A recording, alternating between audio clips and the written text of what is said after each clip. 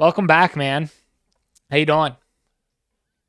I'm fantastic. I'm fantastic. I I'm don't know great. about that. I feel like you've practiced that. It's not like you waited around for 30 minutes or anything like that. Dude, you can't bring me down today. I'm too good of a mood, too good of a weekend.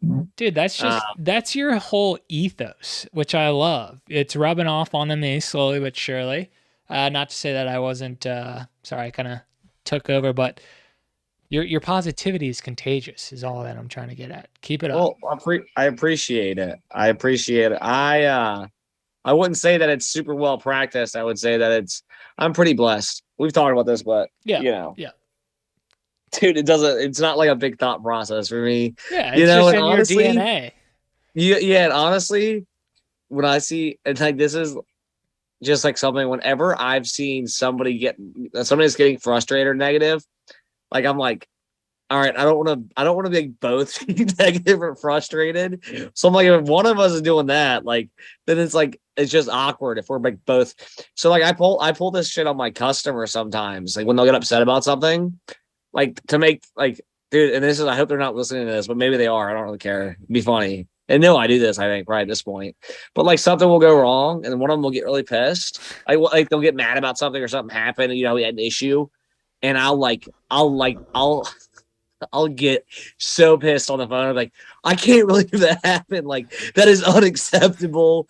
Like, I get so fired up where they're just like, usually, like, they'll be like, all right, dude, Cole, it's no big deal. Like, we know you're going to handle it. Like, just take a deep breath. I thought you were gonna go the other way, and you're just like overly like nice, like yeah, everything's fine, kind of like No, how I try to make it uncomfortable for both parties to be negative. yeah. So, like, if something happens, like, if you overreact, sometimes people like intentionally, it'll make the other party realize that like it's not that big of a deal. Like, oh, like, dude, relax, calm down. It really isn't a big deal. And then they'll be like, oh, actually, So yeah, it really you're was. proposing fighting negativity with negativity to an Dude, it's it's extreme. uh it's reverse psychology. It doesn't Yeah, work every time, but yeah. I, that's an interesting take, man. I might have to try that out. Although dude, you didn't sometimes when try people that are out being with me. negative, You didn't try that out with me when I was having difficulties connecting for well, 30 because I know you minutes. don't respond to that. If I start being more negative than you, but you might honestly, I think I've used it a couple times on you. Nobody likes to both be negative. So if you take it to an extreme, like, anyways, thank you. I'm going on a rant here, but Yeah. just Let's get on into yeah. it. Okay, welcome, well, open us up, Hayden. Open us welcome, up. welcome to everyone. New listeners, old listeners, day ones. Thank you so much for tuning on in to another episode of Unscripted Exchanges. You are listening to the best podcast in Cincinnati, Ohio, soon to be the best podcast in all of the world. Someday soon. You got Cole and I here ready to blow up, and we've got some awesome topics per usual. Cole, over to you. What are we talking about, brother? Dude, I love that. I wish you could pass the make. Like, I felt like an ESPN analyst Dude, that was when you new, said man. I that. just off the dome right there. I Dude, feel for first weekend of NFL football, and I felt like you were like, boo, like, Shannon, I'm kicking it down to you on the field. I You was know what go I'm go talking go. about? Like, and over to you. That's what I felt like. Uh, No, man, there's a few things I want to talk about. First off, I wanted to throw I'm sure all of our listeners, a lot of our listeners, not all of them, I'm not going to stereotype here, but a lot of people know it was opening weekend for dun dun dun dun. Is it? NFL football, Yep, yep. and super exciting, some super crazy games. And one of the games, obviously, I'm gonna be a little biased towards our Cincinnati Bengals Sure. because we love them. Can't wait to have Mixon on. Can't wait to have Burrow on. That's coming up. But that game was crazy. That game was, and I feel like you hear this like once or twice a year from like different games. It's like never seen a game like this. But I really, for us to be down, have 5 turnovers and still almost win the game. That's nuts. That's nuts. And it was like, honestly, it was kind of one of those where nobody wants to lose a game, but it's the first game of the season. I think we had to shake some rust off kind of like the Super Bowl hangover. And if our Super Bowl hangover is 5 turnovers and almost winning the game, like I'm pretty happy with that. You know what I mean? Like we still almost won and we gave the ball away 5 times. Yeah, I'll add just a couple other thoughts too. I would agree with all of that. I think, and I'll basically just repeat what I heard from my best bud, one of my best buds, Nick. I won't disclose his full name just for privacy reasons for now until he signs off someday. But he basically said that the Bengals, none of their starters played in the preseason. And that's typically where they kind of shake off some of that rust. Even if they're playing like 1 or 2 series, like Burrow, the offensive line, you could tell that they were nervous in the first half because it was a completely different offense in the second half. Our defense looks really good. Really Our good. defense, dude, our defense is like unbelievable. I mean, that's the reason we were in the game, which is a great sign. Is like literally our offense can can absolutely shit the bed, which we have like a star-studded offense. Don't get me wrong, but they absolutely shit the bed the first half, Yep. and we can still stay in the game because our defense is just a bunch of fucking dogs, dude, like dogs. Yeah, you're letting it rip. Yeah, no, I think our I defense mean, might be right? They're better. dogs, dude. Yeah. They're mean. They're mean, mother. Our You know, our our defense might be better than our offense, and our offense is pretty darn good. But yeah, the first half we looked terrible. The second half, completely different story. We had a chance. We didn't deserve that game, and it showed for it. So hey, we went in. We didn't win. We live and we learn. So let's move on from NFL kickoff. I mean, can't wait for the rest of the season. But shout out to the Bengals and any team, I guess, that you cheer for. NFL season is back. yeah. I'm super stoked. I know Monday Night Football's on right now. Look at us. So We're what I dedicated really, to our craft. We're missing yeah, I Monday Night know. Football. We should have been streaming it and like doing like a Peyton Manning version That of. would be a new form of content for us. Maybe one time this season we'll give that a try. We should do it, but we'll just make stupid ass comments the whole time, like make it funny. But anyways, what I really want to talk about today, one of the things we kicked around that I was looking into, and I guess like if you follow the news recently, I don't, okay, well, like but let it rip. I don't. I typically try to keep my head out of that stuff. I don't like reading a lot of political BS. I don't like, but lately I'm kind of like, we need to have some good content for the show. Yeah. I know a little bit enough. And I've gotten more into some of these like pieces that have to do with politics and business, Oh no. right? Like how they mix. Oh no. Are you going To down the? me, Oh no. yeah, the hole you don't want to go down. Keep going. I'm going down it. I'm just dumping right in. What's interesting to me is the dynamics between politicians and like the status they hold and the responsibilities they have to govern us, to make policy decisions, to have a really big impact on our lives. But also like a lot of politicians have their own companies or their own investment funds or all this stuff. So one of the things I've been thinking about, and actually has been in the news, I don't know, like, hey, I don't know how much you've read about it. I don't know a whole lot about it, but it's the investigation, and it's the Trump investigation again. All right. It came first full circle again. Trump is back on, and I'm not here to say pro-Trump or anti-Trump. That's not where I'm trying to go with this. But dude, like they can't leave the guy alone. They're investigating Trump again. They were down in his estate in Mar-a-Lago, like pulling records, going through his servers, like going through all his stuff. And it's just kind of like, if you look at the whole dynamic of that situation, to me, it's kind of like a witch hunt. I mean, he did say a bunch of stupid stuff, like, don't get me wrong, but it also makes me start thinking about like, okay, Trump was the only businessman that was openly a businessman as a politician. And that's kind of like just weird to me. Are you following what I'm saying? Yeah, I am. I mean, I told you offline that I'm not well versed in everything that's going on, so I'm not going to get into all the details because again, I just don't know enough to speak intelligently. But hitting back on your point around, yeah, Trump is a business person first, and then he became a president. And I think he shook up a lot of things, right or wrong. I think that might be a trend to continue with future presidents that aren't necessarily that traditional in terms of always having a career in government, at least for many, many years. Because if you think about the previous presidents, like the Bush family, the Clintons, like they've been in government for what, like years, and even our current president Biden. So it's like legacy. It's like right, legacy right. politics. I might be kind of taking us down a slightly different path, but do you think that there should be term limits? And maybe I'm just not educated enough to know if there are term limits. I know there are, obviously, on the president of the United States. He or she can only serve 2 terms, so a maximum of 8 years. But what about like Congress and in the Senate or House of Well, Representatives?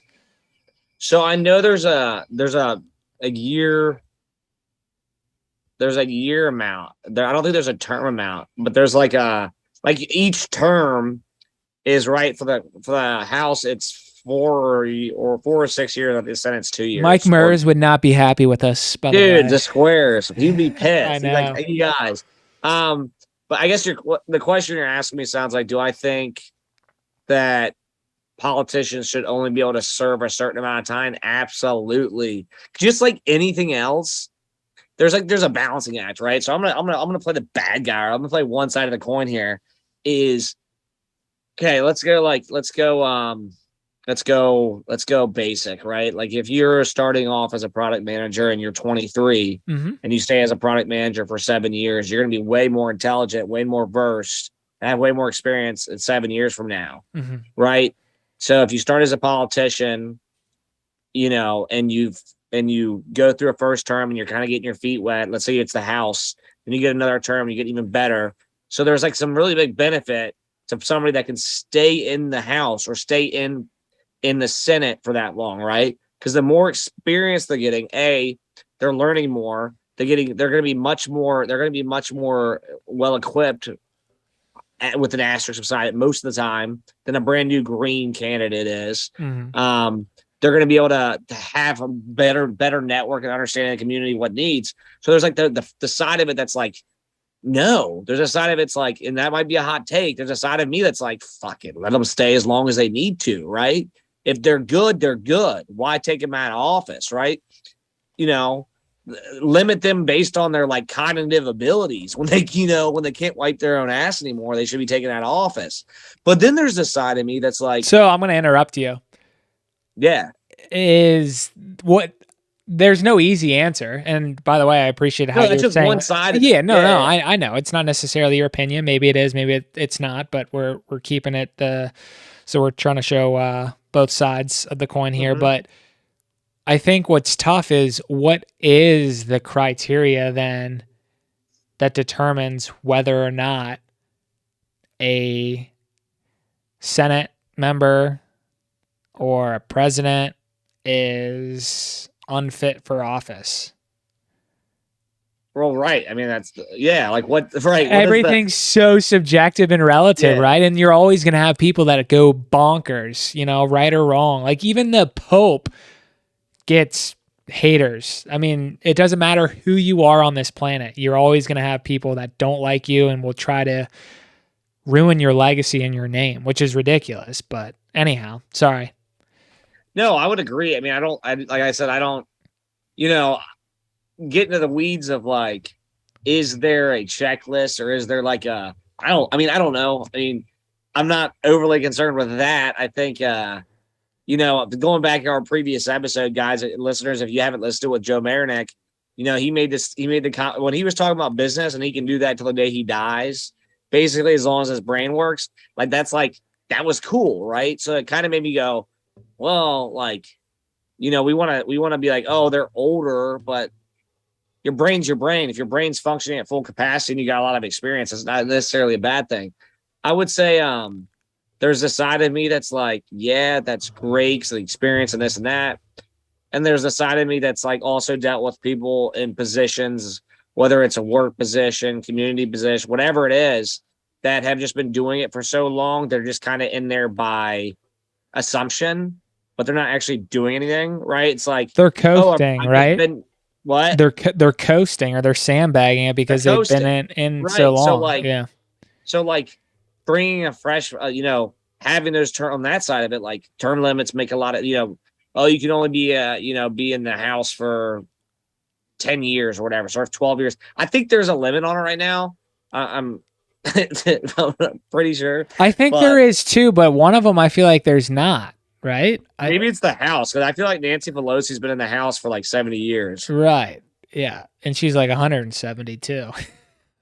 I'm looking this up right now. Hold on. So you can tell that we're not educated enough to dive too deep into some of this. I think we should stay away from some particular topics for the time being, Cole. But I think one question that I'd ask you, because it is a hot topic that is related to some of this, do you think politicians should have like access to like inside trading, or I guess that's not the right way of asking it, but Okay. I what? was going to tell you the information. Fact check Senator, us. What is it? senators can only serve will be limited to no more than 2 full terms. How long are terms? 6 years. So 12 years. Yep. The House does not have a limit. So that's what it is.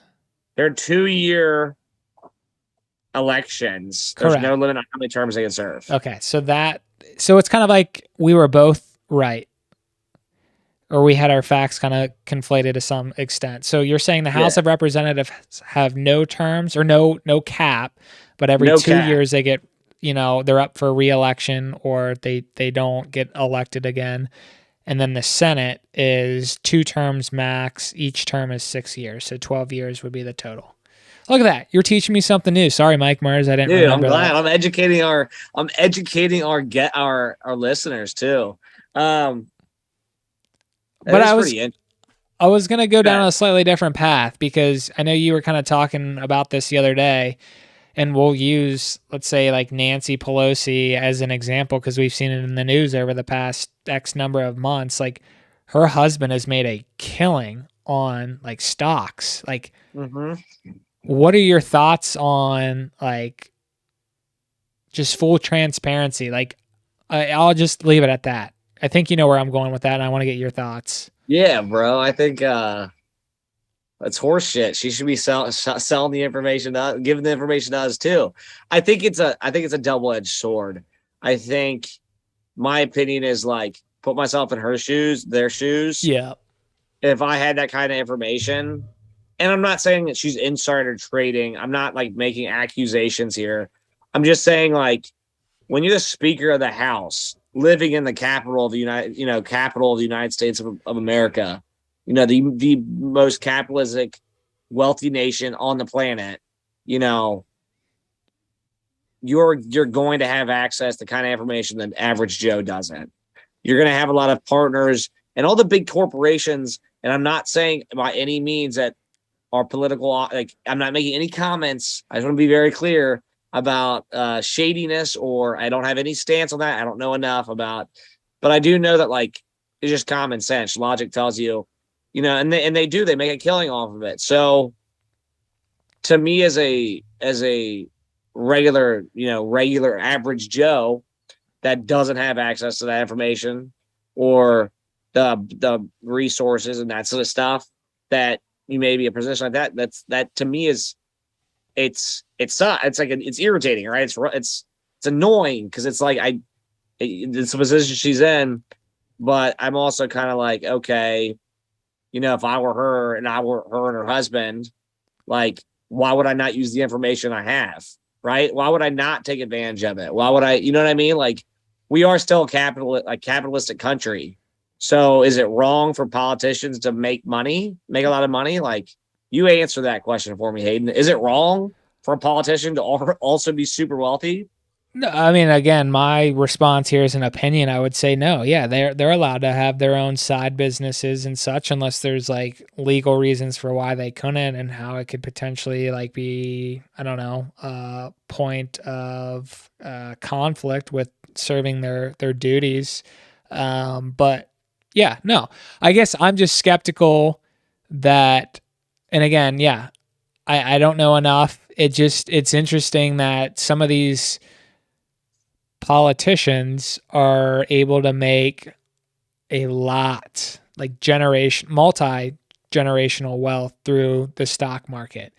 And again, we were just Oh using yeah. Pelosi as an example. Like, maybe they aren't breaking any laws or rules. I don't know, but a critical thinker has every right to ask, like, how did they end up making millions and millions of dollars? Like, it's not just like a couple of million. Like, I'm pretty No, it's a sure lot. it's like It's a lot. tens of Yeah. millions. And like, you can't get every stock pick correct. And they're probably not picking individual stocks. But yeah, as you were highlighting too, when you're in those positions, like, your network, you have a very powerful network, and you hear things before the average Joes such as ourselves catch wind of stuff. So if they're able to buy or sell based on information that they hear through the grapevines, like, yeah, Well, you got to think about this too, right? Like a lot of like business in general is like trending, forecasting, right? What's coming up. yeah, Whereas, you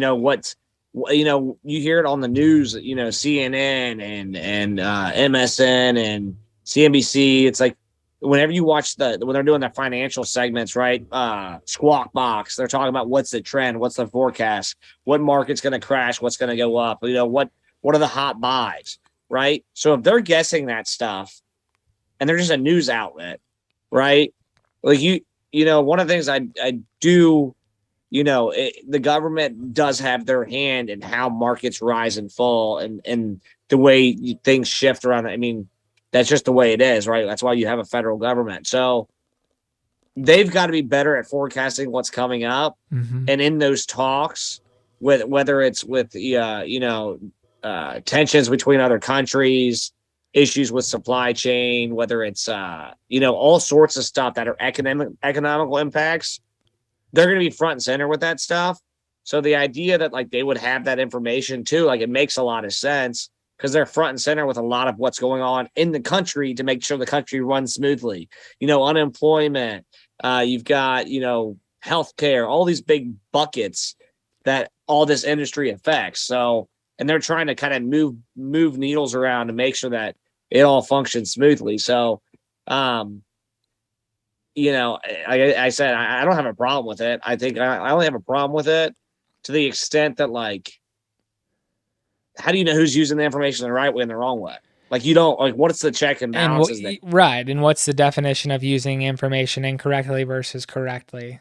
Yeah. Right. Yeah. No, I think what we're trying to hit home on for anyone listening is like, it's good to have an open mind and also just be a critical thinker. Like, we're not saying that any of these people are doing anything wrong, but we just have, some thoughts around whether or not, things seem to be a little bit, out of the ordinary with some of the things that some of these individuals might have access to. But anyhow, do you think that this is somewhat related? Well, just another random thought here. You can tell it's late on Monday night. Do you think the government's listening to our episode right now? Probably. They've had me on watch, bro. I'm coming for Pete. I'm not even gonna say coming for POTUS because I don't mean it. Yeah. But come on now. Come on. no, I don't know. I mean, they might listen to this episode. We've mentioned Nancy Pelosi enough times. Yeah, maybe we'll trigger the algorithm too, and we might blow up because we're talking politics. But I don't like talking politics to the public. But this is related. Do you think, and it's another very, very tough topic to answer, but do you think Twitter, for example, or Twitter, Facebook, Instagram, like those are the big three that come to mind. Do you think that they should have the right to limit what type of content is displayed and to potentially shut down voices? Yeah. You think they should be able to shut down or like It's annoying. Yeah. It's annoying. Like, I don't like it. Like I don't want to put something. But I mean, yeah, they're a company. They can do whatever they want. Yeah, like it's their prerogative. You're using their service. It's not like you own the service. You know what I mean? It's not. It's so like you signed an agreement to use a service. Like they can cancel your contract at any time they want. I think that's That's where my lawyers get involved, though, and you've got to read the fine print because mm-hmm. what, yeah, what is considered, a infraction versus okay, that will fly because I am pretty sure last that I heard, I should probably fact check this, but I'm going to still say it. There are some extremists that still have like Twitter accounts.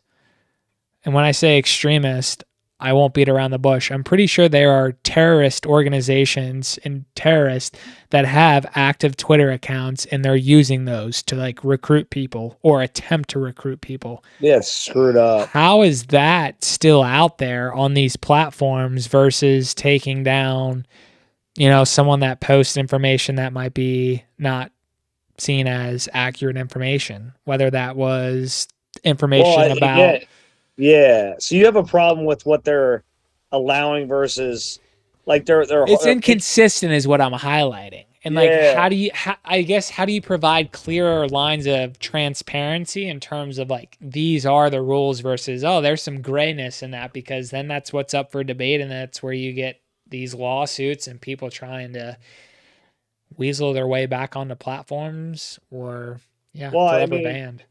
it makes you wonder if it's like what part of it's automated and algorithmic pickup, right? Yeah. So we're gonna flag this because we heard this, and what part of it's people driven still? Yeah. Right. Because if it's people driven, then you've got bias. If it's algorithm, you limit the amount of bias, but you still have bias based off of what the algorithm has been programmed to pick up. So I think I think algorithms are actually more biased than yeah, because they've been humans. told exactly what to look for. Right. Algorithms are, in theory or on paper, helpful, but I think more times than not, they actually cause a lot more pain points or problems that might not show up right away, but could show up, X number of years or X time out into the future, if that makes sense. Well, think about it this way, dude. Like it's if even like AI using AI to weed out the stuff, right? Yeah. Well, the AI was originally built by somebody. Yep. It was programmed by somebody, Yep. right? And so from the very beginning, it was built with biases in place. Now it might develop different ones, but it's going to use those initial biases to weed out and build its kind of its brain, right? Yeah. So, that whole concept, if you think about it that way, like you can't get rid of bias at all. I don't have a problem with companies doing that.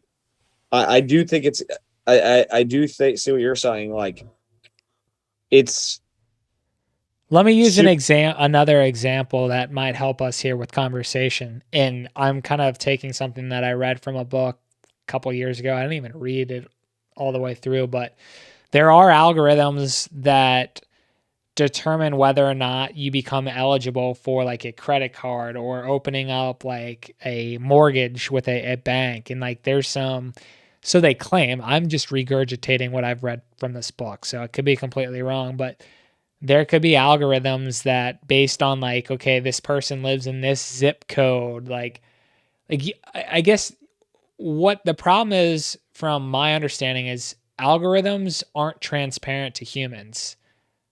But as you said, there was a human being that coded this, or humans, like a team, and it's evolved into this massive, code. At what point does it become too large or like not transparent enough to the average Joe? Like if you're going to go get a credit card, like how do you know what is my criteria for being successful and getting approved or not getting approved? Like that's what I think the average Joes are looking for is more transparency. Like how do I understand what the criteria is instead of it being a black box and getting, that unfortunate news of, sorry, you're not approved for a loan, whatever that loan might be towards, whether it was a home, a car, etc. So I think Yeah, I just algorithms are think it's too terrible. case by case. Yeah. I don't think there's like my opinion on that is like it's a very big frustration. Like I just don't know. Like I can't see how like you could fundamentally put that into action because there's always got to be like circumstances like everything's different, right? Especially social media. Yeah. Like you've got so many variations of the way things are said or what's talked about, what's not talked about, how video is portrayed. And then you're going to also have people that, I might watch a video and go, that's really inappropriate for my like to be available to my 8-year-old daughter. Yeah. And you, who doesn't have an 8-year-old kid, might go, I don't see anything wrong with it. Right. Right. So like that's the other challenge is like, some stuff might be, from my point of view, might be great, fantastic. And for you, it's like, dude, that's trash. I don't want to watch that. Right. Right. So now we're relying on people to use their best judgment.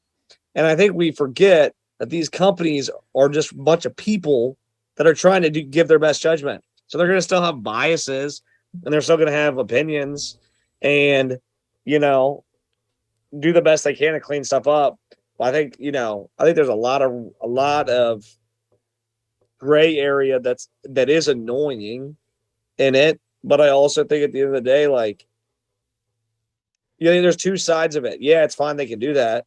But it's also, you also created a tool for everybody to connect. Like, what'd you expect to happen? Now you want to limit what people can say? Like, you Right. grew your user base of 3 billion people, Facebook. Now you're going to try to like hold people back, like for using the platform for what you built it for. There's some stuff obviously shouldn't be on there, but Yeah. I mean, it's anybody that super creates a complex. terrorist page, you can go burn. That's my opinion. Take it down. Yeah, I mean, there's no easy conversation around that. It's just it's interesting. And there's got to be people that are tasked with trying to find the right solution to that problem or that topic. Right on, dude. Right on. Shall we wrap things up for the night? I think you were being summoned by Amanda. She wants to let the dog out. I just don't want him to come bark. Yeah. Our little dachshund. You know how he is. Well, I think we've been going for a little while, and I know we've gotten some feedback that people do enjoy like the shorter podcast episodes because they can binge listen or binge watch 2 or 3 in an hour versus this is 90 minutes or 3 hours like Joe Rogan. Nothing against Joe Rogan or anyone that has those long format. We're just podcasts. way better than him. But yeah, we like to give people just little appetizers. So, this was a 20-minute conversation. I don't know if I like that topic, but hey, I'll tune into this episode because I like these topics. So we always switch it up. Try to. I'm over to you to wrap us up, brother. Pass it down to me. All right. Oh, I got it. Dun, dun, dun, dun. I got this straight from the booth. Guys, thank you once again for joining us. Another amazing episode of Unscripted Exchanges. It's fun for me and Hayden every single time we do it. We're continuing to grow, continuing to learn. Appreciate your feedback, comments, likes. Share us. We'll be doing, we do have our merchandise live on our site right now, but we will be doing, running a campaign that we think you guys will be pretty excited about coming up soon. So if you do want to get merchandise before that, feel free to join, go to our website, unscriptedexchanges.com. But we will be announcing a pretty awesome campaign coming up in the next few weeks that we think you guys are going to love. And then you can go ahead and flood the order site. Hopefully you crash our site. That's how many things you guys order. So appreciate it. Thank you so much. Been awesome. Hayden, do you have anything else you want to add? No, sir. Until next time. Peace.